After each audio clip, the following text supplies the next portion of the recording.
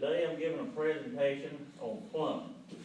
Everybody knows 100 years ago, if you got water, you had to go outside, draw it out of the well, or pump it out of the ground, ever how they want to do it.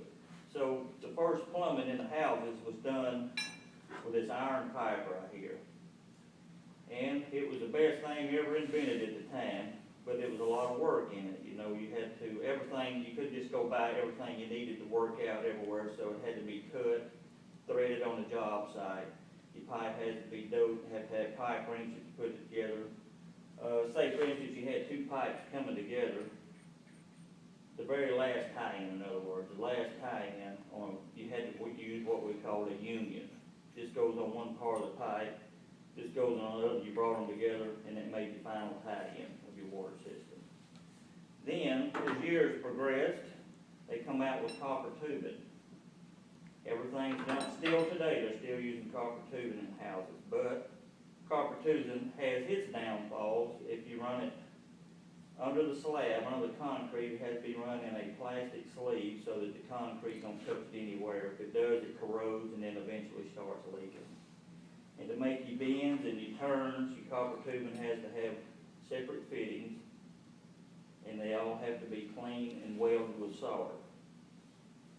And it only come, I think you could get a 50-foot roll, so if you run out of pipe, then you had to tie another joint together.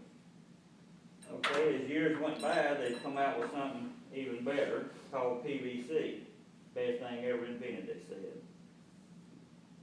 You needed no welding to do this with. You just cleaned your pipe, glue both fittings, put it together.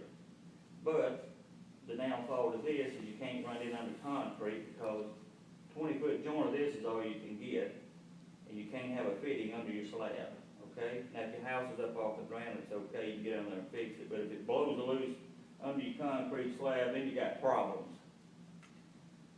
Okay, and today, they have come out with a new pipe called PEX. PEX tubing here. It comes in up to 250-foot rolls. So you have one continuous run.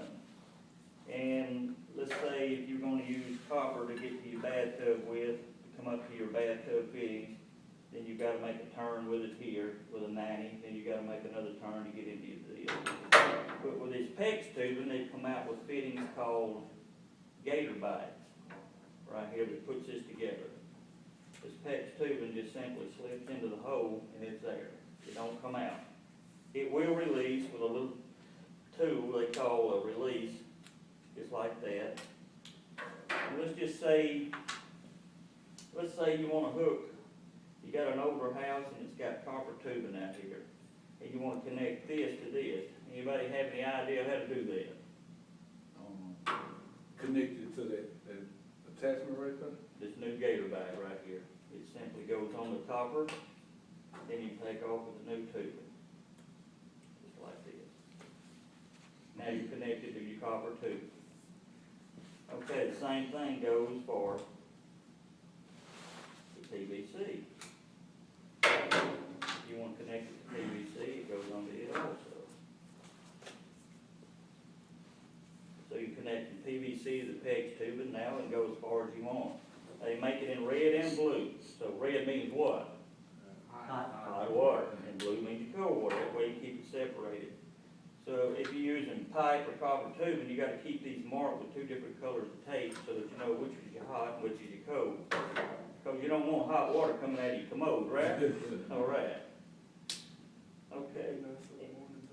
And if you're going to hook to this iron pipe, they make a gator bite that has 1/2-inch female threads on this end. You would screw it on here and then hook your PEX tube into here and take off with it. Everybody understand this so far? Yes. Okay. And my deal is today, I'm trying to sell you on this PEX tubing here. I believe that's the way to go.